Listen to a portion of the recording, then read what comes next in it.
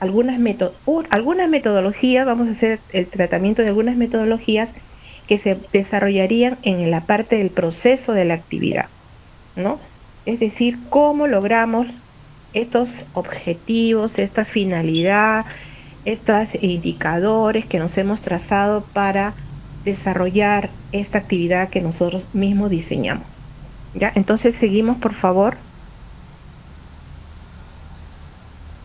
Y el objetivo entonces de esta actividad es brindar orientaciones para el uso del estudio de casos como metodología activa en el diseño de actividades de aprendizaje, ¿no? Es una metodología. Por Seguimos, favor. sí, bueno, la videoconferencia se llama actividades de aprendizaje basadas en el estudio de casos en la formación no presencial, ¿no? Puedes poner. Muchas gracias, muchas gracias. Sí, el objetivo de esta actividad es alcanzar a los docentes algunas orientaciones para el uso de estudio de casos como una metodología activa en el diseño de las actividades de aprendizaje, ¿no? Que la tenemos en pantalla, el objetivo de esta actividad.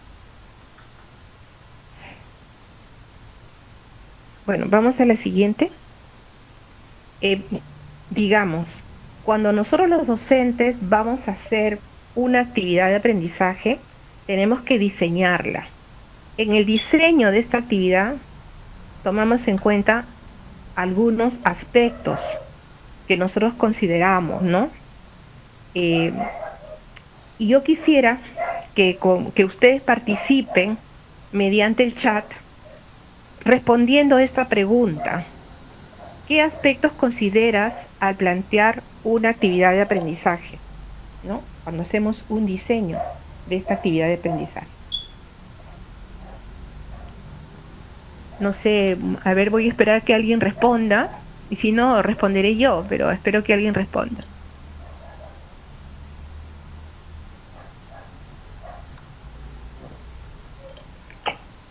Animémonos a escribir en el chat. Bueno, ¿qué aspectos consideramos cuando diseñamos una actividad de aprendizaje? Uno de los aspectos que consideramos es el nivel de los estudiantes, cuál es el nivel ya adquirido o logrado ya por los estudiantes, ¿no?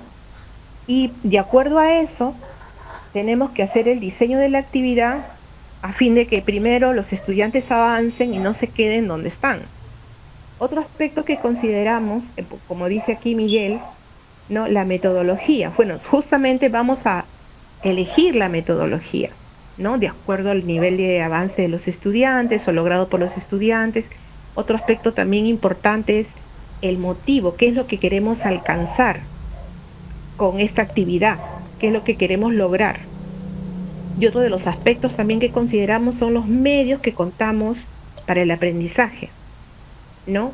Entonces, ¿con qué medios contamos? Algunos equipamientos, instrumentos, etcétera, ¿no? Los medios para el aprendizaje. Entonces, esto lo diseñamos algunas estrategias, justamente como dice Ricardo Minaya, para poder lograrlo.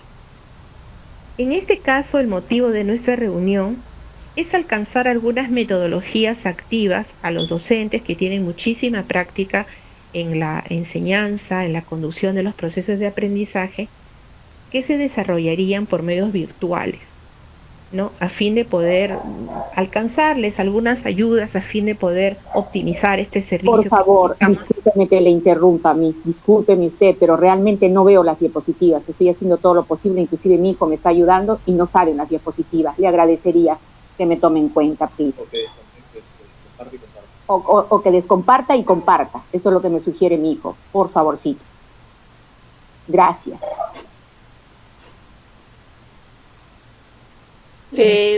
¿Está Milagros ahí?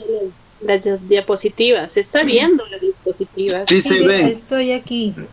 Pero sí se ven las diapositivas correctamente. Mejor que la directora apague su máquina, reinicie y vuelva a entrar. Sí, yo creo que Exactamente, es una, eso vea, yo tiene que creo que hacer. es un problema ya de su dispositivo, porque todos estamos viendo y yo también desde mi celular lo estoy observando perfectamente. Puede conectarse de repente Zully desde el celular, ¿no? Sí, también lo puede abrir desde el celular. Avancemos, por favor, no podemos estar viendo caso por caso. Bueno, vamos a continuar. Es verdad. Sí. Entonces, bueno, como la metodología, las estrategias son justamente aspectos que nosotros consideramos cuando planteamos una actividad de aprendizaje, ¿no? Pero en este caso, el tema que nos convoca son las metodologías activas, ¿no? Estas metodologías basadas en la comunicación que se da entre los docentes, los estudiantes, entre docentes y estudiantes, entre estudiantes y entre el estudiante con los recursos didácticos mediante las actividades de aprendizaje. Y con el objetivo de conducir al logro de las capacidades, así como el enriquecimiento y satisfacción también, tanto del docente como el estudiante por los resultados obtenidos. Estas metodologías activas fortalecen, ¿no?, a las personas porque son logros que se alcanzan con una participación de ellos mismos, entonces produce muchas satisfacciones, ¿no? Estas metodologías activas nos permiten impulsar mejores resultados académicos en el estudiante, ya que en este caso el estudiante se convierte en el centro y el protagonista de su proceso de aprendizaje, incrementando de manera progresiva su nivel de autonomía. Entre estas metodologías activas pretenden romper esa inercia que muchas veces desarrollan algunos docentes en esta metodología que ya se ha establecido a veces de que el profesor habla y expone y el estudiante escucha, y sabemos nosotros que debe haber una interacción para que el aprendizaje se produzca, no puede ser así tan inerte, ¿no? Bueno, entre estas metodologías activas tenemos el aprendizaje cooperativo, como está aquí en la pantalla, el aprendizaje basado en proyectos, el aula invertida, aprendizaje por descubrimiento y estudio de casos. Y justamente en esta oportunidad, en esta ocasión, nos vamos a centrar en el estudio de casos. Vamos a la siguiente.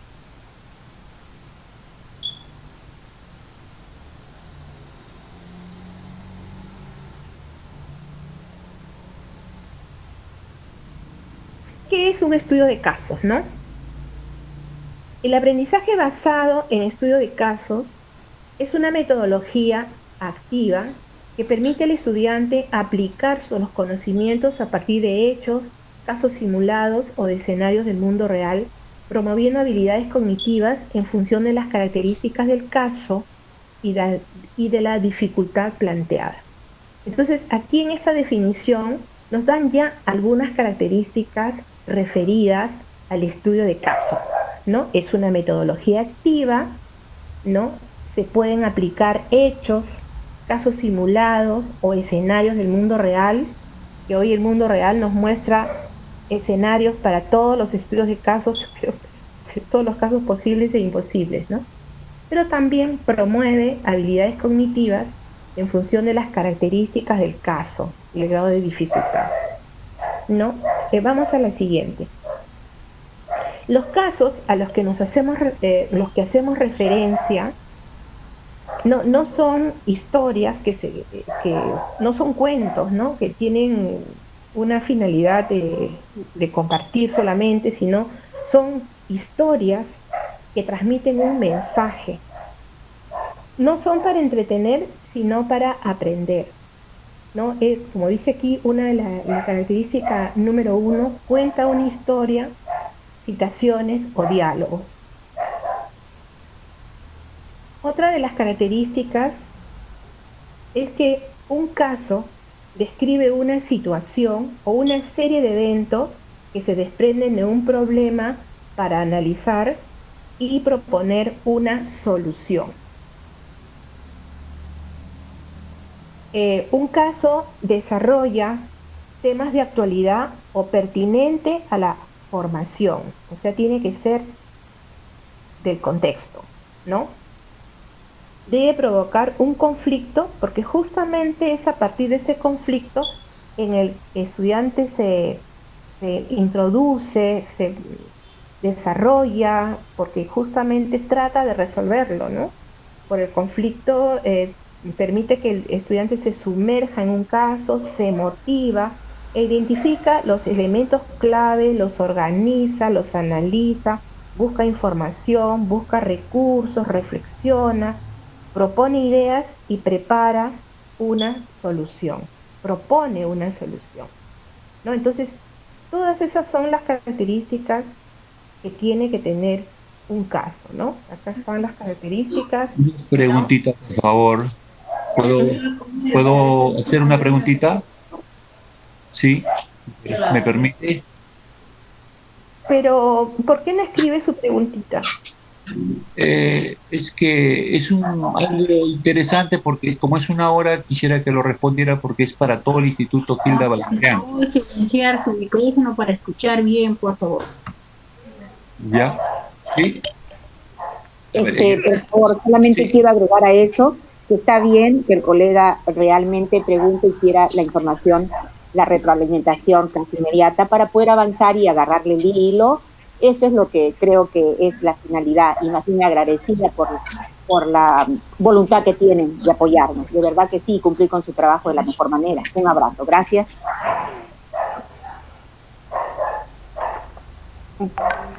Bueno, vamos a continuar. Le pediría al profesor que ha participado que pueda redactar su pregunta en el chat y va a ser respondida, por supuesto que sí. Bueno, las características de un buen caso las vemos aquí, ¿no? Y además un caso debe tener una extensión adecuada, debe tener una utilidad pedagógica y debe ser relevante para cada lector. Otra de las características también es que debe ser contextualizada a su realidad, ¿no? Y debe permitir inferir un problema, proponer una discusión, el pensamiento estratégico y centrar su atención no solamente en el proceso, sino también en el resultado, ¿no? A muchos casos se pueden tomar de la vida real o del contexto, o muchas veces el profesor puede preparar un caso que tenga todas estas características a fin de que ese caso conduzca con estas características hacia el aprendizaje del estudiante. ¿Sí? Bueno, seguimos, por favor.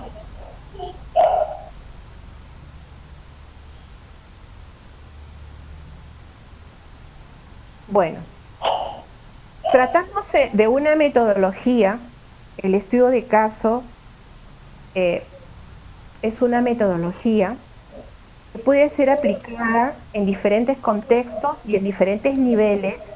Vamos a presentar unos casos que hemos seleccionado a fin de poder compartir con ustedes algunos ejemplos del uso de esta metodología. Este es un ejemplo que describe la necesidad de una... No sé, ¿entendieron? Hay un ruido, por favor les pediría que apaguen el micrófono. Gracias. Bueno, este caso parte de la necesidad de una empresa de confecciones que ya tiene una línea de trabajo ya ganada, con un prestigio ya ganado. Sin embargo, la situación económica ha cambiado y esta empresa... Perdón, Bea, que te interrumpa, mil disculpas. El participante con nombre R. Moreno, por favor le pediríamos que no vuelva a abrir su micrófono. Yo lo voy apagando ya 2 veces y lo vuelve a abrir. Gracias. Discúlpame, Bea, sigue, por favor. Sí, ya está bien.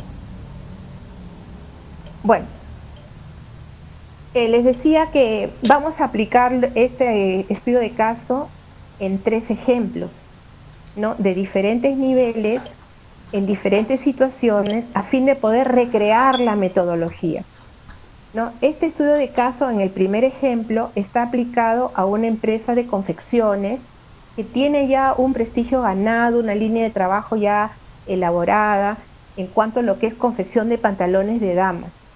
Pero ante la necesidad de abrir el mercado hacia otras opciones, ¿no? Quieren elaborar, ampliar su línea de confección y comercialización en otras prendas de vestir, como por ejemplo blusas, ¿no? Y plantean estos 3 modelos que ustedes están observando en la pantalla, ¿no? El tema, y aquí viene el caso, es que no cuenta con una persona que pueda iniciar con la confección de blusas, ¿no? Dado que no tiene ese personal en su empresa y ha decidido convocar a un concurso el puesto de jefe de taller, y para ello busca que le expliquen cómo confeccionar los 3 diseños de blusa que ella propone. Entonces aquí, ¿cuál es el problema? El problema es la confección de la blusa, ¿no? En este caso es una confección de prendas de vestir y sin embargo la empresa piensa que el modelo 2 es el modelo que es más sencillo, de más fácil confección, y piensa que ese modelo es con el que va a tener una producción exitosa, ¿no? Ese es el caso. Vamos entonces ahora al proceso.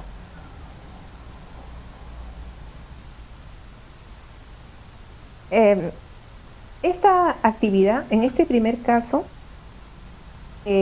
parte del interés de una empresa, como decía, dedicada a la confección y venta de pantalones, y en este caso se plantean 2 actividades.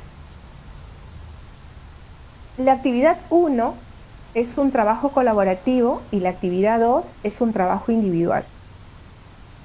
No necesariamente puede ser así, puede ser también, se puede partir del trabajo individual y luego hacer el trabajo colaborativo, pero apliquemos el ejemplo como está, y en este caso, en esta primera actividad, se busca que el estudiante no trabaje solo, sino que interactúe con sus compañeros.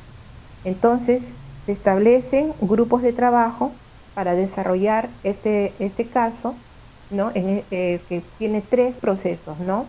A partir de los modelos, buscar la información y luego de cada una de las blusas, y luego presentar un documento con las especificaciones que se deberían considerar el patrón básico de la confección de la blusa.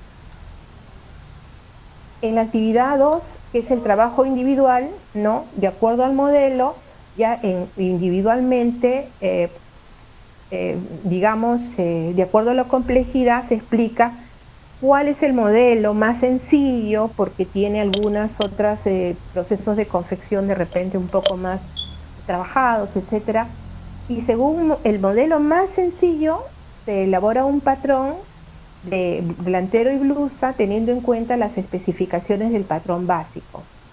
Se elabora una infografía que ahora como parte de esa asistencia se va a dar esa metodología de la infografía, o un esquema que muestre en síntesis los pasos a seguir para la confección de la blusa elegida. Entonces, por último, en el trabajo individual se explica a la empresa por qué conviene comenzar por esa propuesta, por la propuesta más sencilla. Entonces, solamente resaltar de esta metodología lo que se consigue o lo que se pretende con este estudio de caso, ¿no? Promover el trabajo colaborativo mediante la interacción de los compañeros, proponer una secuencia mencionando las herramientas y recursos tecnológicos que promuevan el trabajo colaborativo, como por ejemplo wikis, blogs, foros, mensajería instantánea. Y en el caso de trabajo individual también se pueden proponer algunas herramientas como Piktochart o Janily. Si escucha un eco, por favor apaguen sus micrófonos. Vamos al siguiente ejemplo, por favor.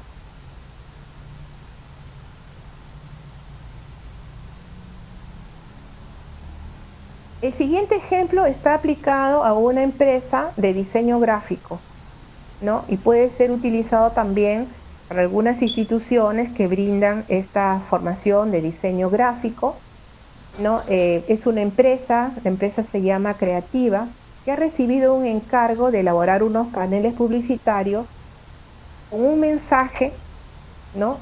Que está centrado en el cuidado del medio ambiente. Pero estos paneles publicitarios van a ser colocados en medios comerciales, en centros comerciales de la ciudad de Lima. Entonces, el responsable, el gerente de la empresa, pide a los diseñadores, que son Ramiro y Carlos, que elaboren esta propuesta. Entonces, a partir de este encargo, ellos, los diseñadores, ¿no? Hacen un intercambio centralizando, focalizando dónde sería el énfasis de este trabajo, ¿no? De estos paneles, ¿no? Uno piensa que es el espacio, los espacios disponibles, los colores, pero también, ¿no? El mensaje que desean transmitir, que es el cuidado del medio ambiente. ¿Y cuál sería lo más resaltado que tenía que tener ese panel, esa propuesta de panel, ¿no? Entonces, bueno, van a revisar la información, van a buscar información para poder tener esa propuesta con las características que ellos creen convenientes, y luego van a reunirse para poder compartir y ya decidir sobre el diseño que se va a realizar, ¿no? Entonces ambos diseñadores se disponen a averiguar cuáles son los aspectos que se deben combinar para este diseño. Vamos a la siguiente.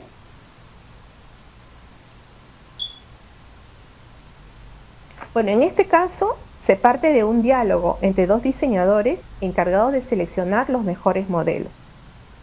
Y el encargo que ellos tienen es averiguar cuáles son los aspectos que se deben combinar para ese diseño. No, para resolver este caso también se plantean dos actividades. Una actividad, el trabajo colaborativo, la actividad número 1, y la actividad 2 es un trabajo individual. El trabajo colaborativo, ¿no? Justamente también pretende la interacción entre los compañeros. Eso es bien importante. Por eso se podría orientar hacia eso, ¿no? A promover el trabajo colaborativo, que ellos también se reúnan, puedan proponer, hacer sus propuestas y tomar decisiones, ¿no? En este caso, en grupo se realiza la siguiente actividad: revisar y analizar la información en la web sobre las reglas de composición visual de un diseño gráfico, realizar una búsqueda en internet sobre 4 diseños que se identifiquen los diferentes elementos de una composición gráfica y presentar un esquema que sintetice la información revisada, ¿no? Y para esto, ¿no? Esta primera actividad, que es un trabajo colaborativo, también se pueden hacer uso de medios informáticos, ¿no? Como por ejemplo el trabajo colaborativo, wikis, blogs, foros, ¿no? Y en el caso del trabajo individual, para elaborar ya la composición gráfica, se puede aplicar por lo menos 4 elementos de la composición. El mensaje se debe comunicar a la empresa, y para eso se puede utilizar también algunos medios informáticos como Canva, de Font y Project. Entonces tenemos ya 2 casos, vamos a irlos repasando. El primero es la necesidad de una empresa de ampliar su mercado mediante la propuesta de algunos modelos y toma en cuenta la complejidad, ¿no? De la elaboración de los mismos y por supuesto la aceptación del público, ¿no? Del público objetivo. En el segundo caso es un encargo de un panel publicitario que toma también en cuenta a partir de un diálogo y que se centra en la búsqueda de una información y la creación de una propuesta para poder cumplir con las características solicitadas para aquel trabajo, ¿no? En este caso, vamos a verlo, ¿no? Es una actividad muy muy cotidiana, diría yo, pero bien importante porque permite también hacer algunos planteamientos, el planteamiento de un caso que puede ser analizado, que puede ser investigado, que puede ser contextualizado y que también se puede hacer inferencias a partir del mismo, ¿no?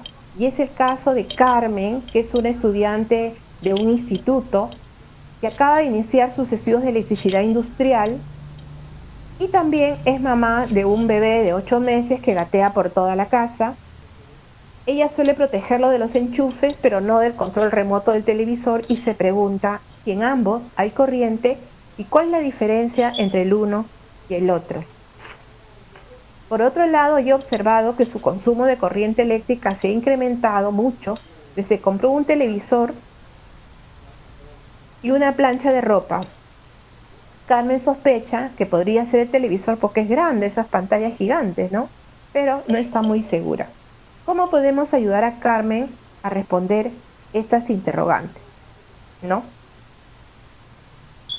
A ver, en este caso, las dudas de Carmen están orientadas por los diferentes tipos de corriente eléctrica, alterna o continua, y por otro lado, al consumo de corriente eléctrica, ¿no? Entonces, ¿qué actividades se pueden plantear?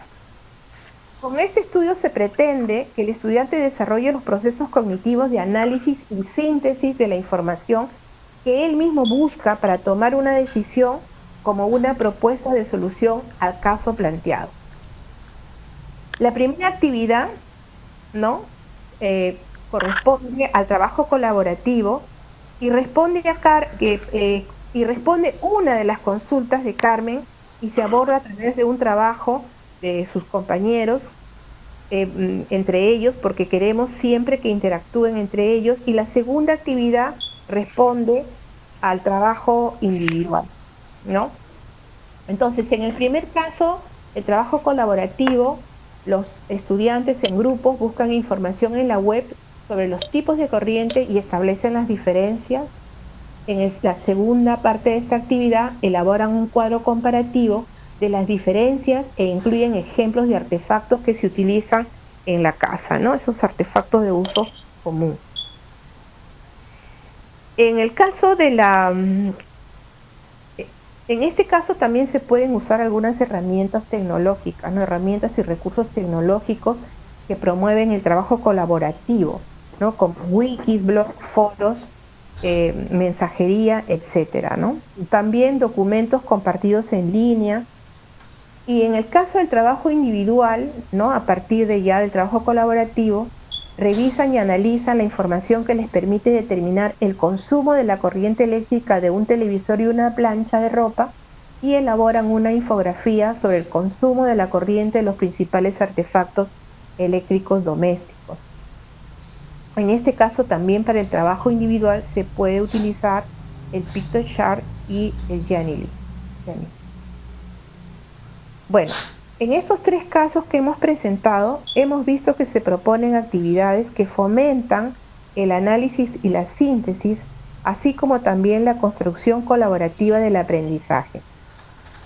Ahora veremos qué otros tipos de actividades podemos proponer para aplicar a cualquiera de las metodologías activas anteriormente mencionadas.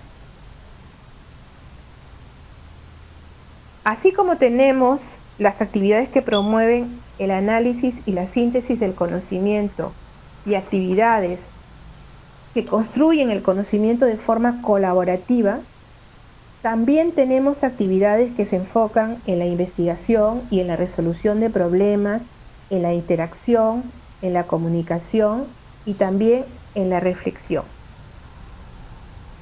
Nosotros recomendamos que los planes de clase y las fichas de actividades desarrollen diferentes tipos de actividades para que respondan a los diferentes estilos de aprendizaje de los estudiantes, ¿no? Y en este caso es decisión del docente adoptar algunas de estas actividades y recrear la práctica que seguramente ha adquirido durante muchísimos años, ya tienen su propia práctica, pero es nuevo, de repente es bueno innovar, crear y darles a los estudiantes la oportunidad de tener otras formas de aprendizaje de acuerdo a sus propios estilos. Aquí vamos a revisar cada una de ellas, ¿no? En la formación no presencial, las actividades de aprendizaje individuales o colaborativas se pueden organizar en estas 5 categorías. Esta tipología es una adaptación de la propuesta de Adriana Ornelas y Margalida Romero, ¿no? Aquí está la fuente. Entonces, en la primer tipo tenemos actividades de investigación, resolución de problemas. Estas actividades, como por ejemplo son juegos de roles y simulaciones, plantean una situación significativa sobre un tipo de tarea auténtica, es decir, se reproduce en gran medida la realidad. Estas actividades son resueltas por los estudiantes de forma individual, también en pequeños grupos, pero en ambos casos implica la interacción entre diferentes agentes, ¿no? O sea, interacción, por ejemplo, entre docentes y estudiantes, ¿no? El juego de roles o también entre estudiantes. Y simulaciones también. En el segundo tipo de actividades de aprendizaje tenemos las actividades de interacción y comunicación, ¿no? Aquí como ejemplo tenemos debates virtuales a partir de lecturas muy utilizadas, o visualización de videos, entrevistas a expertos, también videoconferencias, ¿no?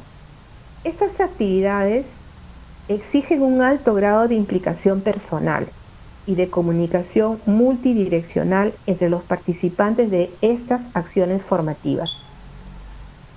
Se pueden utilizar o se suelen utilizar mayormente para la puesta en común, reflexión y discusión de resultados de otras actividades de análisis, síntesis o investigación y resolución de problemas. O sea, involucra también a otro tipo de actividades.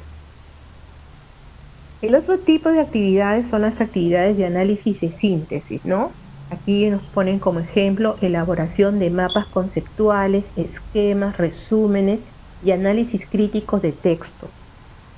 Estas actividades generalmente son individuales y están relacionadas con contenidos teóricos de la materia. Están dirigidas a organizar los nuevos conocimientos, ¿no? El análisis o síntesis de los conocimientos pueden tener como objetivos poner en relación los conocimientos adquiridos con los conocimientos previos, por ejemplo, pero también con otros tipos de conocimientos o situaciones, en cuyo caso se denomina una acción de transferencia de conocimiento. En el cuarto tipo de actividad son actividades de reflexión. Aquí tenemos también tres ejemplos: el diario reflexivo, lectura dirigida, portafolio del estudiante. Estas actividades de aprendizaje de reflexión activan experiencias previas y posicionan al estudiante de manera crítica frente a hechos o situaciones, ¿no? Esta es la reflexión. Y finalmente, el quinto tipo de actividad es la construcción colaborativa del conocimiento. Tenemos acá, por ejemplo, la elaboración colaborativa de un guión o un proyecto audiovisual, la resolución en grupos de un caso y elaboración de un documento para presentar resultados. Estas actividades de construcción y colaborativa del conocimiento plantean situaciones específicas a ser resueltas en pequeños grupos de trabajo, ¿no? Por eso se refiere a elaboración colaborativa y resolución en grupos, ¿no? De trabajo. La interacción entre estudiantes se pueden dar a través de espacios de trabajo, en grupos de aulas virtuales o utilizando herramientas de interacción y trabajo colaborativo externas a la plataforma virtual de formación. Otros ejemplos de estas actividades de aprendizaje de la formación no presencial son, por ejemplo, el desarrollo de proyectos colaborativos en línea mediante el uso de wikis o blogs y gestión conjunta de la información, por ejemplo, mediante el uso de marcadores sociales. Así es. Vamos a la siguiente. Por favor, discúlpeme usted, antes que pase al siguiente slide, le quisiera preguntar a qué se refiere cuando habla juego de roles en la primera parte del casillero. Discúlpeme usted, quisiera que me aclare eso, en juego de roles. A ver, retrocede, por favor. Por favor, gracias, muy amable. Porque yo le quiero dar también mi parecer y también aportar, por favor. En investigación o resolución de problemas. Dice, Claro. juego de roles, simulaciones. Perfecto, simulaciones. Juego de roles. El juego de roles es una metodología en el cual se intercambian las posiciones y los puntos de vista en diferentes contextos, ¿no? Entonces, y en este planteamiento se adoptan diferentes criterios, actitudes, posiciones, hay intercambio, etcétera, ¿no? Discúlpeme que le diga, yo soy psicóloga y el juego de roles no tiene que ver con eso. El juego de roles tiene otra implicancia. En este caso, que es un trabajo experimental en el que se tienen que probar las cosas y llegar a concluir. No interrumpa, apaga su micrófono. Déjala que termine. Por favorcito, discúlpeme nomás porque luego pasa y ya ahí nomás esa es mi duda y yo pienso que los demás somos bastantes profesionales que somos psicólogos en esta carrera porque manejamos carreras afines, ¿no? Está bien, señora, apaga su micrófono, deje escuchar la clase. Ya, un ratito. Entonces, en juego de roles habría que darle una connotación diferente, Miss. Solamente aclararlo mejor porque el juego de roles es ponerse en el caso del otro, pero en situaciones no solo experimentales, sino sobre todo psicológicas, más que todo. Las simulaciones son perfectas. Esas son las simulaciones propiamente dichas. Nada más, ¿ok? Un beso. Ya, muchas gracias, profesora. Ya. No, qué ocurrencia, discúlpeme usted. Vamos a continuar.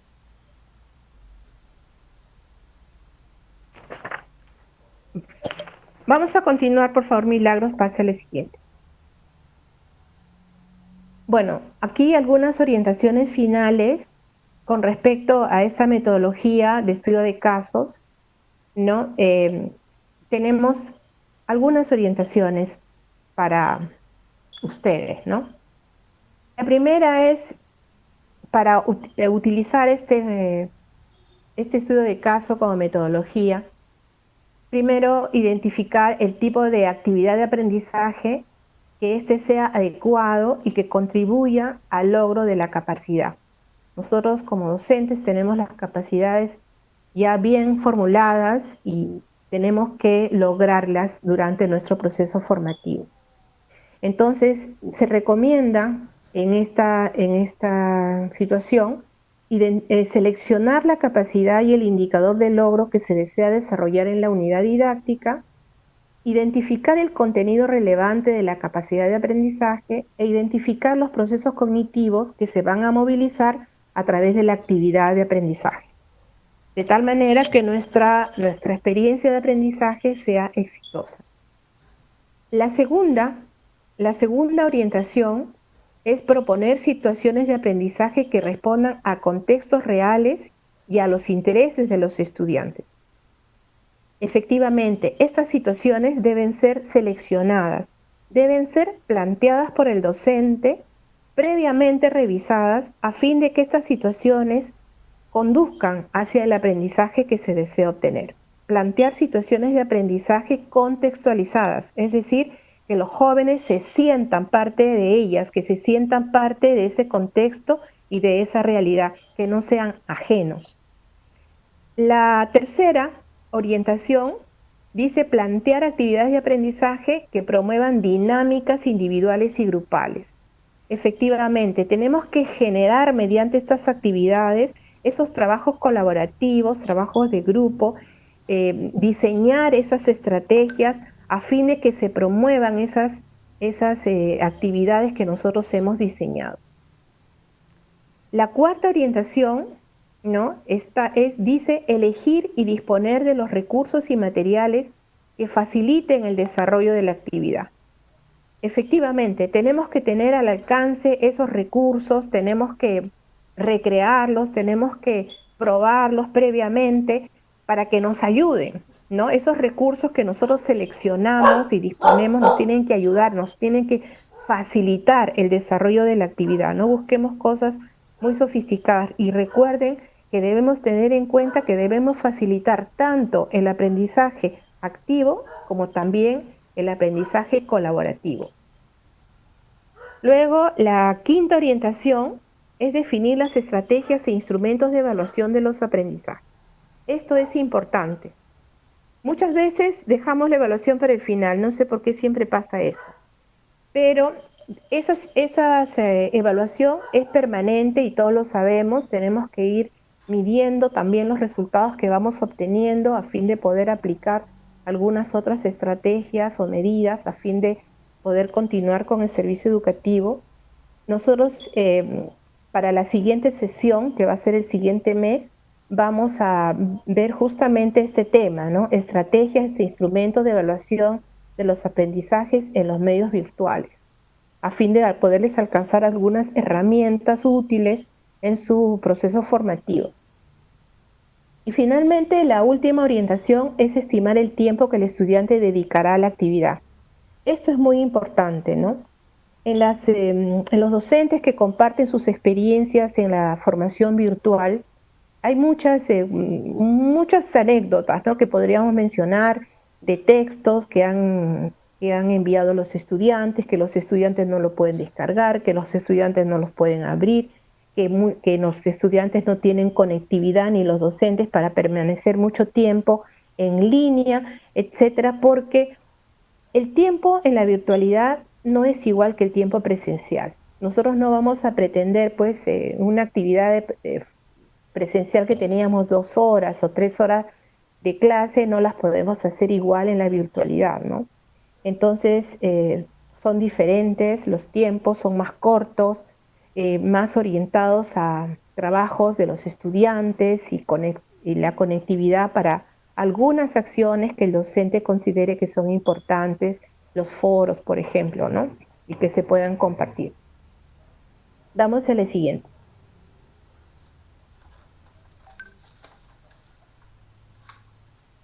Bueno, queremos terminar con esta reflexión que hace Jordi Adel, porque creo que es importante esto, ¿no?, que todos debemos tener en cuenta. Lo importante no es la tecnología, es lo que nuestros estudiantes y nosotros también como docentes podemos hacer con ella.